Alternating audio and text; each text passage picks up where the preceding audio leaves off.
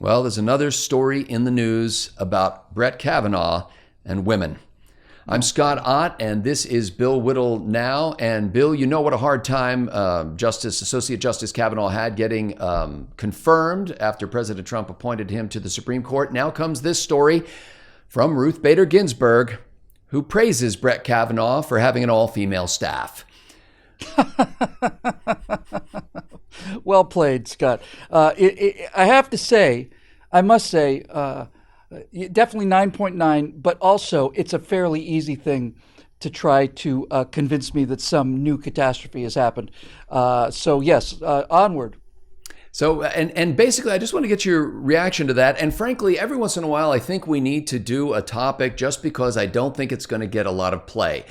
Justice Ginsburg was doing a broader interview where a couple of her clerks, I believe, were interviewing her before an audience. And by the way, Justice Ginsburg is alive and able to be interviewed in front of an audience. So I'm sure that's quite an achievement. Find comfort in that. But they covered many more topics than this, I'm sure, but CBS News chose to focus on that fact that she mentioned that it's important, and she wanted to thank our new Justice Kavanaugh, because this is a first for the U.S. Supreme Court. Now, keep in mind, there have been, 4 women? Right now, we still have Ginsburg and Elena Kagan, and who am I missing? Sotomayor. What's that? Sonia Sotomayor, and then... Because you have to have a wise Latina, otherwise it's pointless. That's right. So why is it, Bill, after all these years, that we're hearing now for the first time a Supreme Court justice, all of these liberals who've served on the court, for the first time we have a Supreme Court justice who has an all-female staff? Before I get to that, I want to talk about something that's much more important. Needless to say, I disagree with pretty much every single thing that Ruth Bader Ginsburg has said, let alone ruled on. And I'll add to that I believe she's done really astonishing damage to this country. But when you have somebody who has fundamental sense of character, some sense of integrity of character, then these differences become disagreements. It becomes something that can be discussed among people with reason and logic and some passion, because you're dealing with somebody who has some kind of a consistent ethical core. And now it's just a question of finding out where we agree and where we disagree, and then agreeing to disagree and fighting on those fronts. When somebody on the other side of the aisle stands up and says something that is a matter of principle, that is the kind of American I want to have in this country, at least in terms of political opponents. We deserve better than what we've gotten in terms of our political opponents, and in terms of how we've handled our own position in terms of the representatives that delivered it. So first of all, perhaps this is why the late Justice Antonin Scalia and Justice Ginsburg have been such close friends. Right. They both were people of integrity who had fundamentally different views about things. But that is, I'm not trying to get completely weepy here, but that's basically what the country is, Scott. It's a reactor. It's a reactor of different opinions that are in constant conflict and presumably held together by the rule of law and the love of the country. That's all I want. I want the rule of law, and I want people to love the country. If they have a completely different opinion about things than I do, I'm fine with that. But this kind of thing needs to be recognized, and if not celebrated, at the very least admired and noted. So good for her. And it makes me even more proud of the fact that the three of us, when we were talking about her being absent for quite a long time prior to that right angle show we shot, we all three of us said basically simultaneously, look, we think she's a catastrophe, and we'd like very much for her to retire and have another 20 years with her grandchildren, but nobody wants her to die. We don't want her dead. We just, what does that turn you into? So this fall will be the first Supreme Court term where there are more female clerks than male clerks on the court. And Bill, you in the past have basically pointed out that you would believe people on the left a lot more if they would act consistent with their propounded views. Is this another example of that? It's a perfect example of that. You will not find a more perfect example than Hillary Clinton running on a campaign of the Republican war on women and the whole 70 cents on the dollar kind of thing, and then finding out that she pays her female staffers less than she pays her male staffers. It's the end of the argument. It's over. That entire to whatever degree she's trying to make that case to the American people, this is evidence that this woman is just plain lying. And saying one thing and doing another. Bernie Sanders having 3 houses and $1 million or more, and not having donated 2 of those 3 houses to housing programs for the poor invalidates not just Bernie's platform. It invalidates Bernie Sanders as what he says he is. If somebody ever points out that degree of hypocrisy with me, I will take a very close look at it. If it turns out that it's true, you will hear a sincere apology forthcoming and a major change in direction.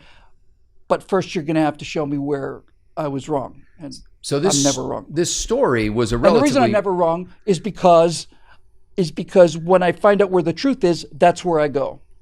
Well, you're never wrong for long. I kind of like never wrong better, but it does have a more powerful punch to it. It does, yeah. This story was on the CBS News website under the headline, Ruth Bader Ginsburg praises Brett Kavanaugh and reflects on gender equality. CBS News itself kind of reflected on gender equality in this story, perhaps inadvertently, but I happened to notice this sentence. Ginsburg made history herself as being only the second woman in history to be added to the Supreme Court after being nominated by former President Clinton in 1993. Now, immediately it occurred to me that the follow-up sentence would be to tell us about who? The first one? Would that be Sandra Day O'Connor and Reagan? 1981. Imagine. And when was Ginsburg? 93. Uh-huh. So once again... not mentioned. Sandra Day O'Connor, 12 not years mentioned. Before the Democrats claim credit for it, the Republicans lead the way. I have heard, and I have to tell you of all the things that I've heard, and there seems to be evidence for, this is one thing I'm shamefully unprepared, and I need to do a great deal of research on. But I've heard many times that prior to the 1965 Civil Rights Act, that the Republicans under the Eisenhower administration had proposed essentially identical legislation, which was blocked notably by Senators Lyndon Johnson of Texas and John Kennedy of Massachusetts. I really need to know more about that. But in any event, yeah, what really once again brings up for me here, Scott, is that somebody really needs to sue or at the very least bring charges against Christina Blasey Ford.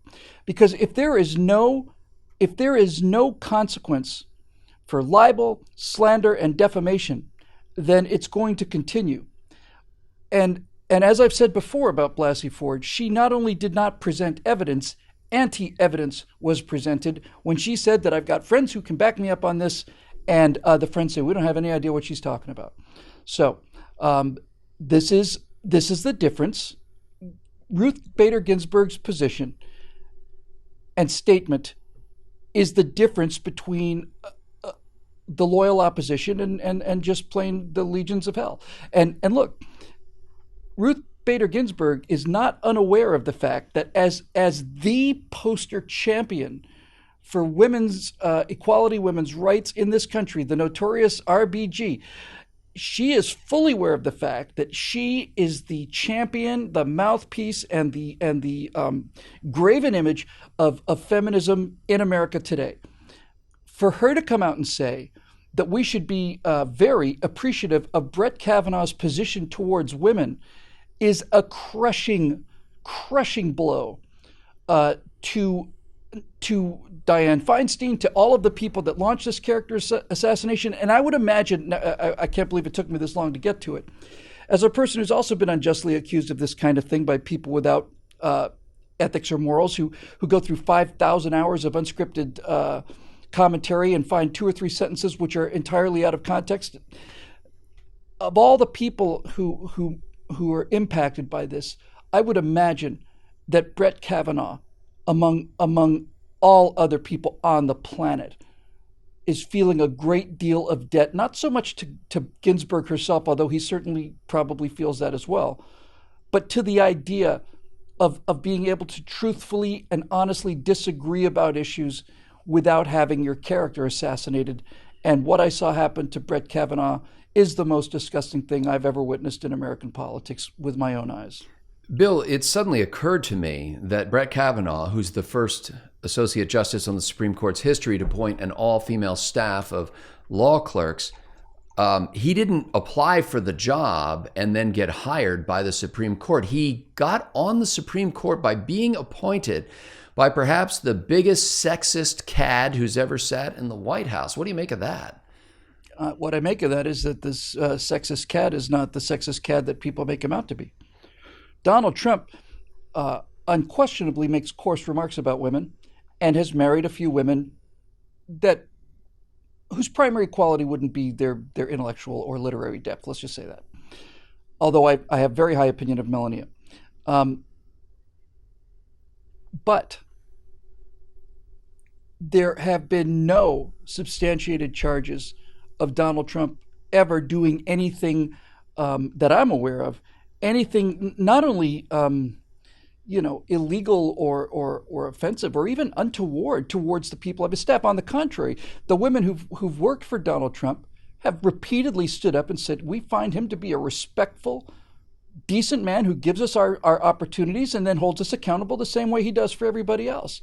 And for this, to take this example of Donald Trump as this terrible sexist on the basis of nothing other than locker room talk, which, if not common today, it was just simply just run-of-the-mill conversation when that thing was recorded. But this is why feminism has no credibility whatsoever, in my eyes.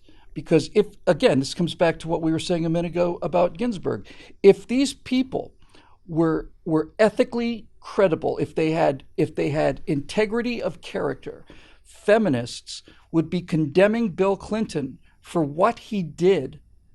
They have I think feminists have a perfect right to be upset with Donald Trump for the language he used. I find it a little bit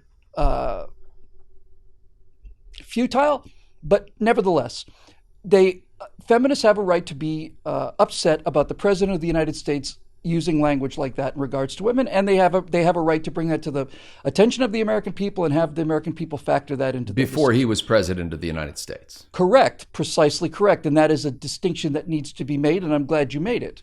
Well before, and so for them to make this case that Trump is a sexist, that Kavanaugh's a rapist, and all the rest of it, when in point of fact, their candidate was married to an actual rapist. I mean, there's no question about it. I mean, the number of inappropriate events on the part of Bill Clinton are legion, but actual forced aggression and sexual attack is well documented in more than one case. And so for progressives and feminists to say, well, yes, it's gross and everything, but he's on our side, that's the end of you, as far as I'm concerned. It's probably worth noting that a Supreme Court clerkship is not like the word that it sounds like. It's not an insignificant job. In fact, from the group of Supreme Court clerks comes the seedbed for federal judgeships into decades into the future.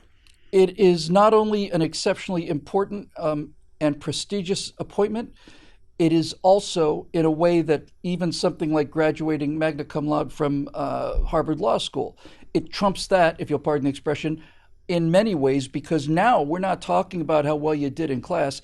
The people who become clerks and assistants to Supreme Court justices not only have to have the finest legal minds in the country, they have to have the finest practical legal minds in the country, and that is a very important distinction.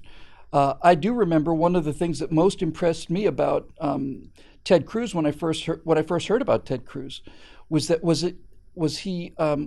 Scalia he was the law clerk for, or it was somebody.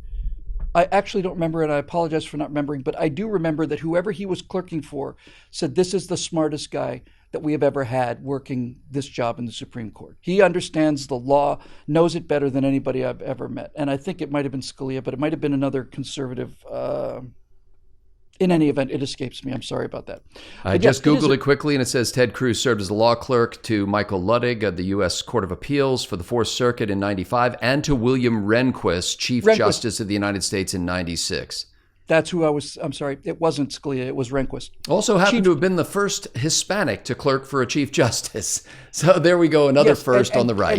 And clerk for the Chief Justice, which is like a justice, only chiefier. Yes. So what do you say about this? The first female Secretary of State was Condoleezza Rice. That one's not true. That was, I believe it was Madeleine Albright. Yes. I beg your pardon. Yes. Sorry about that. But we should celebrate the second as CBS News celebrates the second. Well, she was also the first national security, female national security That I believe you're advisor. right about. And she was also the first black... She followed Colin Powell, who was also a Republican. I Yes. don't particularly keep track of these things, which is why I'm a little rusty on my knowledge of how the ethnic tribal hierarchies break down among the victimhood classes here today. But my point is, as your point is that you usually find that the Republicans are doing things well ahead of the Democrats and then having the Democrats come in and soak up all the glory. But not only do I want to tell Justice Ginsburg, who I know watches the show on a daily basis, Ruth, we disagree on everything, and that's not going to change. And I'm going to fight what you represent and the decisions you make tooth and nail, because I think they're terrible for the country. With that said, it's a privilege to be a member of the same country as somebody who has the fundamental character to at least live up to what they say they mean and what they say they do. And she certainly, as I mentioned earlier, could not have been unaware of the enormity of the impact that this would have on a good man who had been horribly, horribly, horribly slandered by the people of the same political persuasion that Ruth Bader Ginsburg herself represents. I think it was an extremely noble thing to do, and I think Scalia's decision is becoming clearer to me over time. Indiscriminately producing commentary for the world without regard to your views, your sex, or your racial origin. This is Bill Whittle Now, coming to you 5 days a week. We are supported by a growing cadre of members. Let's not use the word cadre. Do you like the word cadre? How about comrades? No, I don't think I'm liking that one much either. How about Vanguard? How about we say a pack? A pack? Yeah. Like pact or pack? No, a pack is in a pack of wolves. Oh, a pack, like not a political action committee. No. Individual wolves who are cooperating voluntarily and not out of any coercion by shepherds. And are only doing so because they think they get more meat that way. We are grateful to the members at BillWhittle.com for providing the sustenance for this enterprise. And frankly, we don't know anything about their sex or their racial background or their religious background, and we don't even care. Their political predilections. Or you are welcome. We don't care. Absolutely right. Anybody with money is welcome here. It's not a lot of money. Bring your best arguments. That's right. And either you'll change our mind or we'll change yours. And the discussion that you'll find at the Bill Whittle member blog, written by the members at the website, I think is as entertaining and engaging and astonishing as you'll find anywhere. Yeah. So thanks to the members of BillWhittle.com for making this possible. For Bill Whittle, I'm Scott Ott. Thank you.